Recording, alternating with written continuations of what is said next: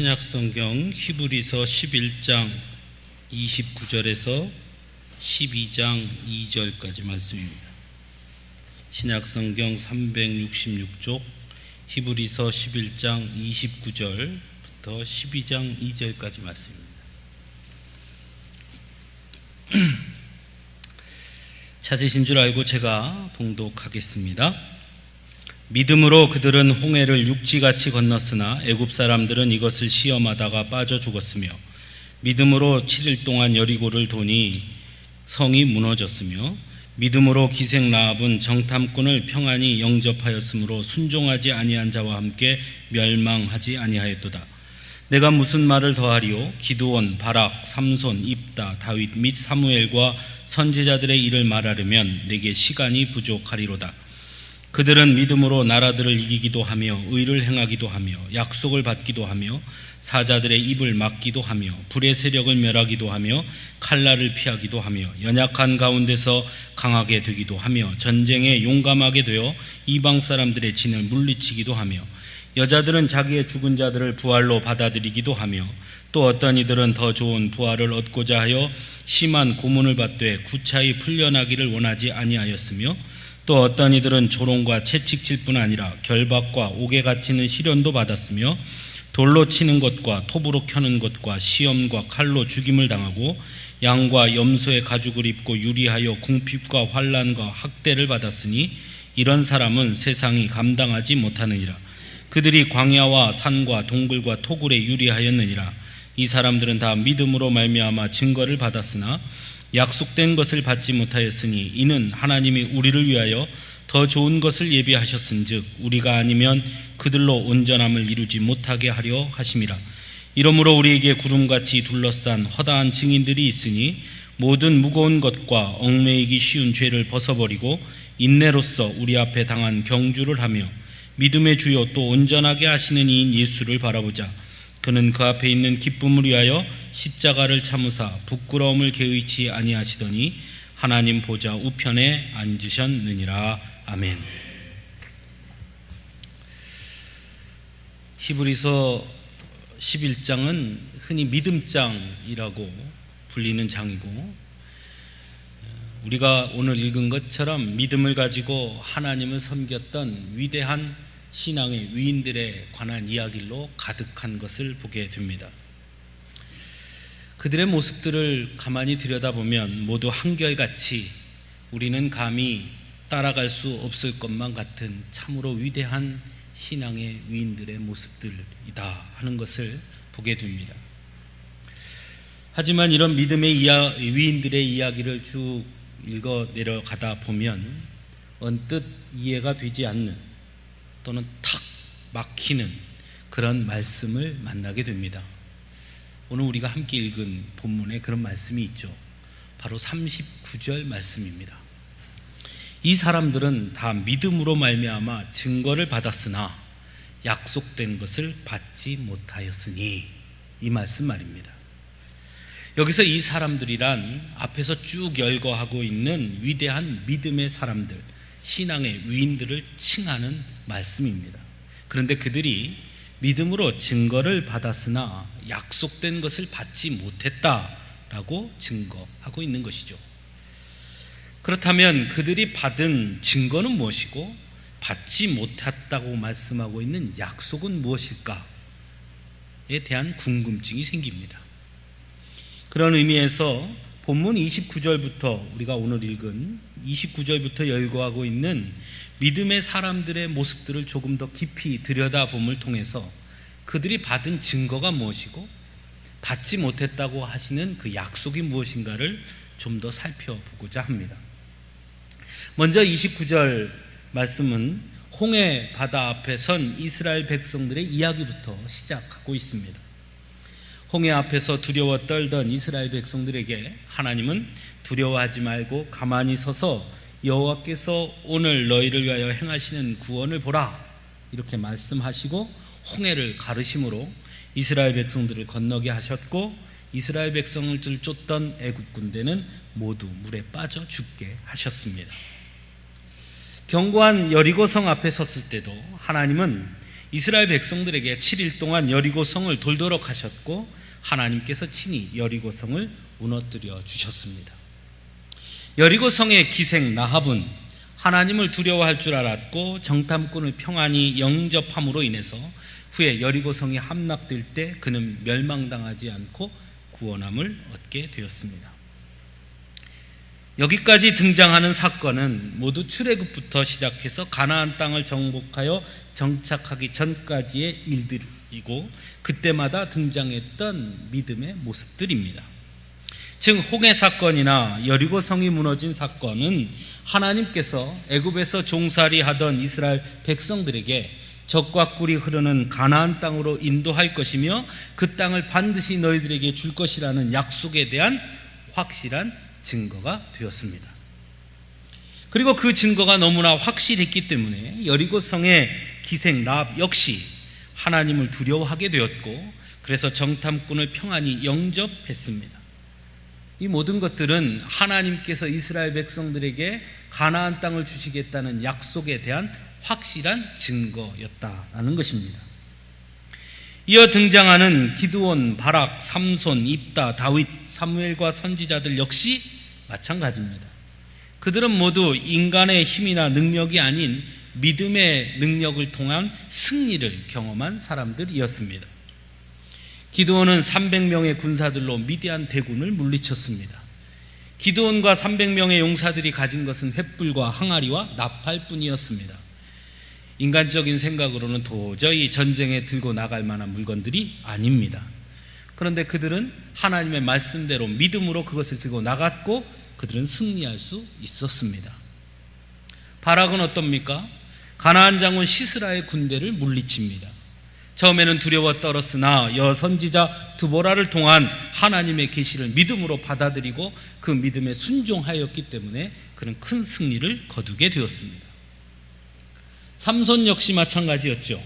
들릴라의 꾀임에 빠져 머리를 깎인 채 블레셋에 끌려가 눈을 잃어버리고 조롱을 당할 때 그는 하나님 앞에 기도하고 하나님을 의지함으로 블레셋 신전을 무너뜨리게 됩니다. 그가 블레셋에 잡히기 이전에 죽였던 블레셋 사람들보다 더 많은 자들을 그 순간 죽일 수 있었습니다. 완전한 승리를 거두게 된 것이죠. 입다 역시 마찬가지죠. 하나님 앞에 기도하고 하나님을 의지하고 나아가서 암몬과의 전쟁에서 승리를 거두게 됩니다. 다윗은 두말할 나위가 없죠. 골리앗과 전투에서 다윗은 막대기와 물매와 돌 5개를 가지고 나아갔고 감히 범접할 수 없었던 골리앗과의 전투에서 승리를 거두게 됩니다. 사무엘은 어떻습니까? 이스라엘 백성들이 미스바에 모여 있을 때 블레셋이 쳐들어오자 사무엘이 하나님 앞에 번제를 드리고 하나님께 부르짖자 하나님께서 응답하셔서 우레를 바라게 하심으로 블레셋 군대를 모두 물리쳐 주심으로 승리를 경험하게 되었습니다. 즉 앞에서 열거한 그들은 모두 하나님의 말씀대로 믿음으로 순종해서 승리를 경험한 사람들이었습니다. 그리고 그 승리는 곧 하나님께서 우리와 함께 하신다라는 확실한 증거가 되었습니다. 본문 33절에서 그래서 그들은 믿음으로 나라들을 이기기도 했다라고 증거하므로 모두 전쟁에서 그 승리는 이스라엘을 향한 하나님의 사랑에 대한 증거였음을 말씀하고 있습니다. 그래서 이런 믿음의 위대한 위인들은 하나님이 주신 증거 앞에서 결코 흔들리지 않았습니다. 대표적인 사람이 다니엘이죠. 다니엘은 하나님 앞에 기도하지 말라는 왕의 조서가 있었음에도 불구하고 하루에 3번씩 하나님 앞에 기도하기를 멈추지 않았고 결국 사자굴에 던져지게 되지만 하나님께서 사자의 입을 막아 주심으로 건져내십니다. 다니엘의 세 친구 사드락, 메삭, 아벳느고 역시 마찬가지죠. 느부갓네살 왕이 세운 금신상에 절하지 않으므로 맹렬히 타는 풀무불에 던져졌으나 하나님께서 그들을 보호하심으로 조금도 해함을 받지 않았습니다. 엘리야는 어땠습니까? 갈멜산에서 승리한 이후 왕후 이세벨이 엘리야를 죽이려고 하자 하나님께서는 그를 호렙산으로 피하게 하시고 그곳에서 바알에게 무릎 꿇지 않은 7,000명이 있음을 말씀해 주심으로 이세벨의 칼날로부터 건짐을 받게 해 주십니다. 히스기야는 어떠했습니까? 병들어 죽게 되었을 때 낫을 벽으로 향하고 하나님께 기도함으로 질병에서 회복되었습니다. 그래서 본문 33절에서 34절 말씀에는 의를 행하기도 하며 약속을 받기도 하며 사자들의 입을 막기도 하며 불의 세력을 멸하기도 하며 칼날을 피하기도 했으며 연약한 가운데서 강하게 되기도 하며 전쟁에 용감하게 되어 이방 사람들의 진을 물리치기도 했다라고 증거하고 있습니다. 즉, 이 모든 것들이 그들이 받은 믿음의 증거들이라는 것입니다. 믿음의 사람들은 또한 절망 가운데서도 승리한 사람들이었습니다. 본문 35절에 여자들은 자기의 죽은 자들을 부활로 받아들이기도 했다라고 증거하고 있는데, 이 대표적인 사람이 바로 사르밧 과부와 수넴 여인이라 할 수 있겠죠. 그들은 모두 아들이 죽었으나 믿음 안에서 자녀의 소생을 보게 되므로 부활을 믿음으로 받아들이게 된 사람들입니다. 이들 역시 고난과 위기 가운데서 오히려 하나님의 은혜와 간섭하심을 경험함으로 하나님의 사랑에 대한 확실한 증거를 받았던 사람들이었습니다. 하지만 이처럼 믿음의 사람들은 모두 승리와 영광만을 얻은 것은 아니었습니다.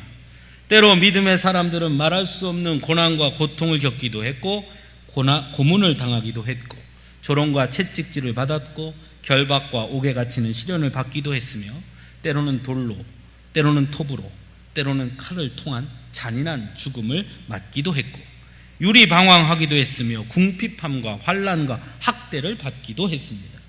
이러한 예는 박해시대 때마다 거듭 당하는 일이었습니다. 그러나 본문 38절에 이런 사람들은 세상에 감당하지 못하느니라 말씀하므로 믿음의 사람들은 오히려 하나님에 대한 확실한 증거를 받았던 사람들로서 세상에 대한 아무런 가치를 두지 않았고, 그래서 핍박과 환난이 온다 하더라도 그 앞에 결코 굴복하지 않았다고 말씀하고 있습니다. 이처럼 믿음의 사람들은 모두 확실한 증거를 받은 사람들이었다는 것입니다. 하나님이 나를 얼마나 사랑하시는지, 하나님께서 우리와 어떻게 함께 하시는지, 하나님이 우리를 통해 이루시고자 하시는 뜻이 무엇인지, 그들은 삶의 여러 가지, 때로는 전쟁을 통해, 때로는 고난을 통해, 때로는 환난을 통해, 수없이 많은 기적을 통해 그들은 하나님의 사랑에 대한 확실한 증거를 받은 사람들입니다. 그런데 문제는 앞에서 우리가 다루었던 것처럼 약속된 것을 받지 못하였으니 라는 말씀입니다. 약속된 것을 받지 못하였다. 이 말씀은 처음 말씀을 나눌 때에 29절에서 나누었던 것처럼 애굽에 종살이하던 이스라엘 백성들을 향한 가나안 땅의 약속과 그 약속대로 가나안 땅을 정복한 것을 생각한다면 무엇인가 모순되는 말씀처럼 들립니다. 왜냐하면 약속된 것을 받았으니까요. 또한 33절 말씀에 보면 믿음으로 약속을 받기도 하며 라고 말씀하고 있으니 그 말씀과도 뭔가 모순되는 말씀처럼 보이고 있습니다. 분명히 그렇죠. 믿음의 사람들은 하나님의 약속을 받았던 사람들입니다. 아브라함이 그랬고요, 모세가 그랬고요, 이스라엘 백성들이 가나안 땅을 그랬고요, 다윗도 그랬고요, 사무엘도 그랬습니다. 모두 하나님의 약속을 받았고, 그리고 그 약속이 성취되었습니다. 그렇죠? 그런데 왜 오늘 본문에서는 약속된 것을 받지 못하였다라고 말씀하고 있느냐 하는 것이죠. 그래서 이 말씀을 보다 보면 여기서 탁 걸리게 됩니다. 이게 뭐지? 이런 생각을 하게 되죠. 우리나라 성경에는 앞에도 약속, 뒤에도 약속 다 그렇게 되어 있어요. 그래서 이게 무슨 의미인지 잘 분별하기가 어렵습니다. 그런데 헬라어 원어 성경 본문을 보면 아주 미세한 차이가 있음을 보게 되는데요, 그 차이가 매우 중요합니다. 먼저 33절에 약속을 받았으니 할 때 그 약속은 복수로 표현되고 있습니다. 즉 약속들이라는 뜻입니다. 약속들을 받았다. 즉 그것은 하나님께서 각각의 개인들에게 주셨던 약속들을 의미합니다. 그래서 아브라함에게 내가 너로 큰 민족을 이루게 하겠다, 너에게 내 몸에서 내 자손이 날 것이다 하는 그 약속은 받았고 성취되었습니다. 이스라엘 백성들에게 가나안 땅을 줄 것이다, 그 약속도 하셨고 받았고 성취되었죠. 다윗에게 내가 너를 왕으로 삼을 것이다, 그 약속도 받았고 성취되었습니다. 그러니까 33절에 그들은 믿음으로 약속을 받았다라는 말씀은 맞는 말씀이죠. 그러나 39절에 약속을 받지 못하였으니 할 때의 그 약속이라는 말은 헬러 원어 성경에 보면 단수로 표현되어 있습니다. 즉 그것은 좀 더 전체적인, 좀 더 큰 대명제로서의 약속을 의미하고 있습니다. 즉 그들은, 믿음의 위인들은 분명히 개개인의 약속들을 받았으나 대명제로서의 하나님의 가장 크신 그 약속을 받지 못하였다라는 것입니다. 그럼 무엇일까요? 히브리서 11장 13절에서도 이 사람들은 다 믿음을 따라 죽었으며 약속을 받지 못하였으되 그것을 멀리서 보고 환영하며 라고 말씀하고 있습니다. 분명히 약속을 받지 못하였다. 그런데 여기에서도 약속은 단수겠습니까? 복수겠습니까? 단수입니다. 하나님의 궁극적인 약속을 받지 못하였다는 겁니다. 그렇다면 왜 그토록 위대했던 믿음의 사람들은 그 약속이 무엇인지는 모르겠으나 그 절대적인 가장 큰 그 약속을 받지 못했을까 하는 의문 또한 생기게 됩니다. 믿음이 부족해서는 아니지 않겠습니까? 앞에서 살펴본 것처럼 그들의 믿음은 너무나 위대해서 감히 따라가기조차 엄두가 나지 않을 정도 아니겠습니까? 그런 그들이 믿음이 부족해서 그 약속을 받지 못했다라고 말할 수는 없습니다. 그렇다면 왜 그들은 그 약속을 받지 못한 것일까요? 그 답을 40절이 주고 있는데 그 답은 더욱더 놀랍습니다. 40절은 이렇게 말씀하고 있습니다. 이는 그들이 약속을 받지 못한 것은 하나님이 우리를 위하여 더 좋은 것을 예비하셨은즉 우리가 아니면 그들로 온전함을 이루지 못하게 하려 하심이라. 그들이 약속을 받지 못한 것, 그것은 우리를 위해서, 이런 뜻이죠. 표준 세번역 성경에서는 이 부분을 이렇게 번역했습니다. 하나님께서 우리를 위하여 더 좋은 계획을 미리 세워두셨기 때문에 그들은 우리가 없이는 완성에 이르지 못할 것입니다. 공동번역 성경에서는 하나님께서는 우리를 위해서 더 좋은 것을 마련해 두셨기 때문에 그들은 우리를 제쳐놓고는 결코 완성에 이르지는 못하게 되어 있었던 것입니다. 이렇게 번역했습니다. 좀 어렵죠? 자, 그러면 그들은 누굽니까? 그들은 믿음의 위인들입니다. 구약의 믿음의 위인들. 여기서 우리는 누굽니까? 여기서 우리를 위하여 할 때 우리는 누굽니까? 예? 우리는 우리죠. 우리가 우리죠, 뭐. 예, 우리입니다. 우리. 좀 더 범위를 넓혀보면 여러분들이 좀 더 쉽게 이해하기 쉽게 말한다면 우리는, 그들은 구약의 믿음의 인물들이라면 우리는 신약의 사람들입니다. 그리고 우리를 포함한. 자, 그러면 좀 더 이해하기가 쉽지 않겠습니까? 그들이 받지 못한 약속, 우리에게 주신 더 좋은 것, 그것이 무엇일까요? 그것은 바로 예수 그리스도이신 것입니다. 그들은 예수 그리스도의 오심을, 그 약속을 받지 못했습니다. 그러나 우리는 예수 그리스도가 이 땅에 오심으로 구원의 완성을, 그 구원의 확신을 얻게 된 것입니다. 더 좋은 것이란 바로 그것을 의미합니다. 예수 그리스도를 통한 구원의 완전함, 구약의 믿음의 사람들이 누리지 못하던, 그리고 오늘 우리가 누리는 좋은 것이란 바로 예수 그리스도를 통한 구원의 완성인 것입니다. 즉, 앞에서 열거한 믿음의 사람들은 비록 풍성한 하나님의 은혜를 입었고 경험했지만 옛 언약의 한계에 갇혀 있었기 때문에 항상 더 좋은 것을 얻고자 이 땅에 완성될 하나님의 약속의 성취만을 바라보고 살았으나 그 실현을 보지 못했습니다. 왜냐하면 그 약속의 성취는 오직 예수 그리스도를 통해 완성되기 때문입니다. 그에 반해 오늘날 우리들은 예수 그리스도께서 이 땅에 오시고 우리를 위하여 십자가에 죽으시고 부활하심을 통해 이루신 구원의 완전함을 얻게 되었다라는 것입니다. 그래도 어렵죠?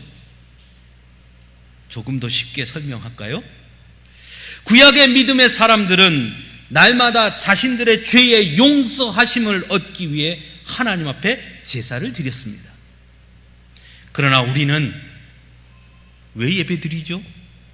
우리는 이미 예수 그리스도를 통해 용서를 받았음에 감사해서 하나님 앞에 예배하고 찬양하는 것입니다. 바로 그것의 차이를 말씀하고 있는 것입니다. 이 얼마나 감격스러운 일입니까? 앞에서 열거했던 믿음의 사람들과 우리의 믿음을 비교해 본다면 우리가 과연 이것을 받을 만한 자격이 있을까요? 다니엘, 삼손, 다윗, 입다, 기드온 어떻습니까? 여러분 어떠신 것 같습니까? 그들의 믿음과 나의 믿음을 비교해 보면 어떻습니까? 자신 있습니까? 그럼에도 불구하고 하나님은 우리를 위하여 이 좋은 것을 예비해 주셨다는 것입니다. 구약의 믿음의 사람들은 그 구원의 확신을 알지 못함에도 불구하고 하나님이 자신들을 사랑한다는, 하나님이 그들과 함께 하신다는 그 약속 하나만으로도, 그 증거 하나만으로도 끊임없이 하나님을 향해 믿음의 경주를 했던 사람들입니다. 그렇다면 우리는 그들이 받지 못했던 더 좋은 것, 구원의 확신을 얻었다면 우리는 어떻게 살아야 하겠습니까? 오늘 본문 12장 1절과 2절은 우리에게 그 문제에 관해서 이어 말씀하고 있습니다. 오늘 본문에 참 재미있는 표현이 있습니다. 뭐냐면 우리에게 구름같이 둘러싼 허다한 증인들이 있다라는 말씀입니다. 여러분, 우리에게 구름같이 둘러싼 허다한 증인들, 그들이 누굽니까? 앞에서 열거한 믿음의 사람들이죠.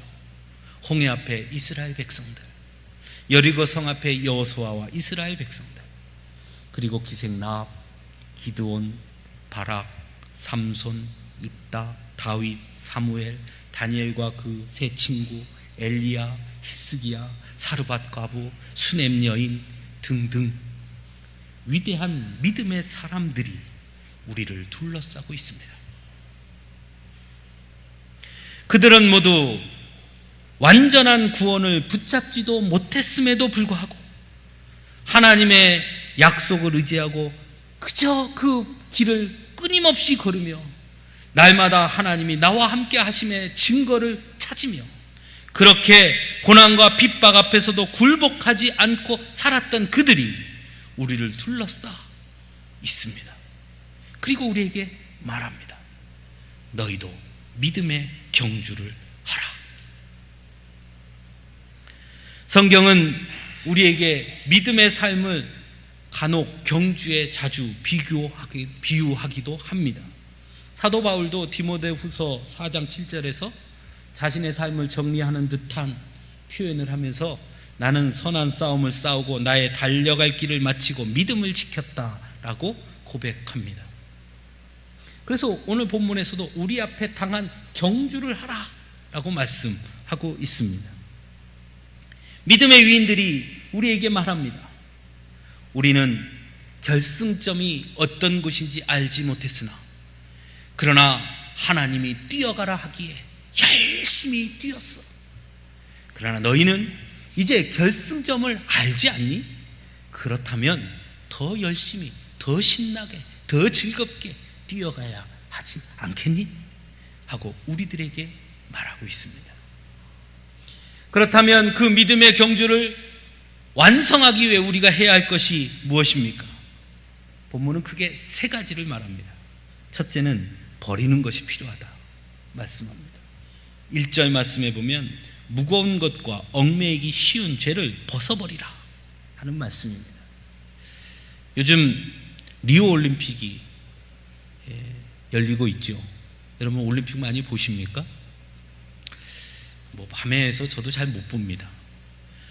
전 세계에서 제일 빠른 사람이 우사인 볼트라는 사람이라고 그래요. 100m를 10초 안으로 뛴다고 그러죠. 여러분 그 선수 뛰는 거 봤습니까? 본 적 있으세요? 혹시 그 선수가 달리기를 하는데 옷에다 뭐를 주렁주렁 매달고 그러고 뛰던가요? 아니면 다 벗어던지고 가벼운 옷과 가벼운 신발만 신고 뛰던가요? 가볍게 하고 뛰죠. 그래야 좋은 성적이 나오는 거예요. 달리기를 하는 선수가 옷에다가 이것저것 다 달라붙이고 또는 위에다가 못 부린다고 양복을 입고 코트를 입고 그러고 뛰면 되겠습니까? 다 벗어 던져야죠.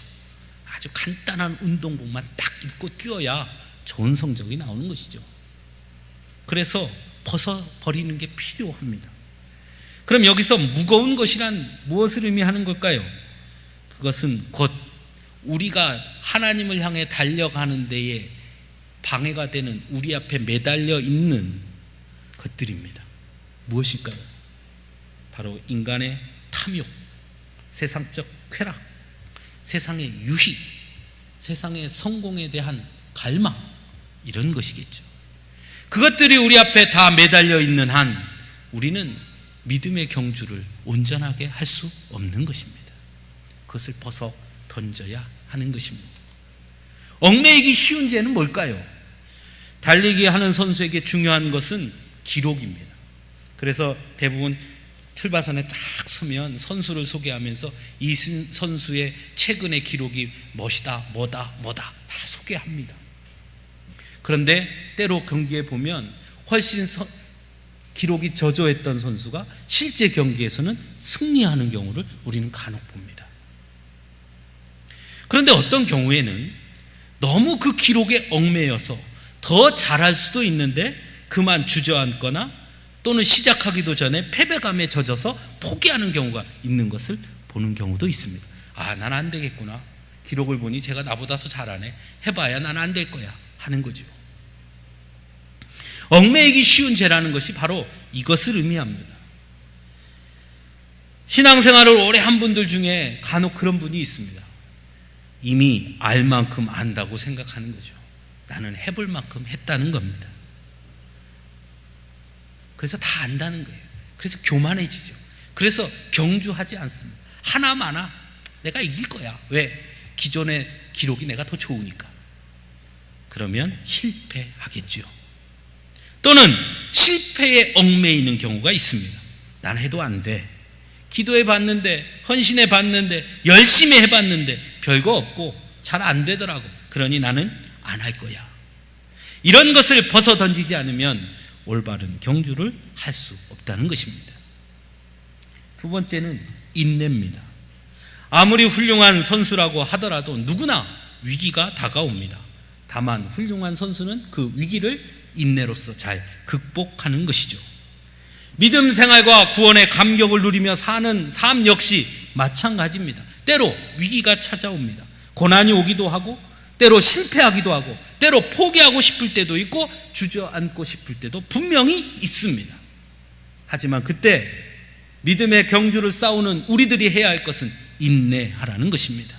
그래야 온전한 믿음의 삶, 구원의 감격을 누릴 수 있게 된다는 것입니다. 세 번째로 12장 2절 말씀입니다. 믿음의 주요 또 온전하게 하시는 이인 예수를 바라보라는 것입니다. 달리기를 하는 선수는 결승점을 바라보고 뛰는 것입니다. 결승점이 아닌 다른 곳을 보고 뛰어서는 결코 좋은 성적을 거둘 수 없습니다. 믿음의 경주에 있어 우리의 결승점은 어디입니까? 바로 예수 그리스도입니다. 다른 곳을 봐서는 안 됩니다. 훌륭한 선수는 좋은 모델을 삼고 그 모델을 따라가기 위해 노력하는 사람들입니다. 믿음 생활 역시 마찬가지입니다. 우리가 따라가야 할 모델이 있습니다. 오늘 본문에서는 그 모델이 바로 예수 그리스도라고 우리에게 말씀하고 있습니다. 그래야 온전한 믿음의 삶, 온전한 경주를 승리로 이끌 수 있다라는 것입니다. 사랑하는 성도 여러분, 우리는 지금 모두 경기장에 서 있습니다. 믿음의 경주를 하기 위해 모두 출발선에 다 서 있습니다. 우리 주변에는 구름같이 둘러싼 허다한 증인들이 우리의 경주를 지켜보고 있습니다. 우리보다 먼저 경주했던 믿음의 위인들이 우리의 경주를 지켜보고 있는 것입니다. 거기에는 모세도 있고 여호수아도 있고 다니엘도 있고 다윗도 있고 수많은 박해와 핍박 가운데서도 하나님의 약속을 바라보며 믿음의 증거를 붙잡고 믿음의 위대한 경주를 했던 그들이 지금 우리를 바라보고 있습니다. 그들은 자신들이 뛰어가야 할 그 결승점이 어디였는지 분명하게 볼 수 없었으나 그러나 하나님의 명령대로 열심히 뛰어갔던 사람들입니다. 그들의 다름질을 이어받아 이제 우리가 결승선 출발선 앞에 서 있습니다. 그리고 그들은 우리에게 이렇게 외칩니다. 우리가 뛴 그 믿음의 경주를 이제 당신이 뛰어야 합니다. 아마 당신이 가는 길에도 분명히 우리가 뛰어왔던 것처럼 수많은 위기를 겪을 것이고 고난을 겪을 것이고 때로는 핍박을 당할 수도 있고 때로는 실패할 수도 있을 것입니다. 하지만 그럼에도 불구하고 우리는 하나님이 우리에게 보여주신 증거를 붙잡고 뛰었습니다. 당신들은 우리가 붙잡았던 증거보다 더 좋은 것을 확실히 주시지 않았습니까? 그것은 바로 결승점입니다.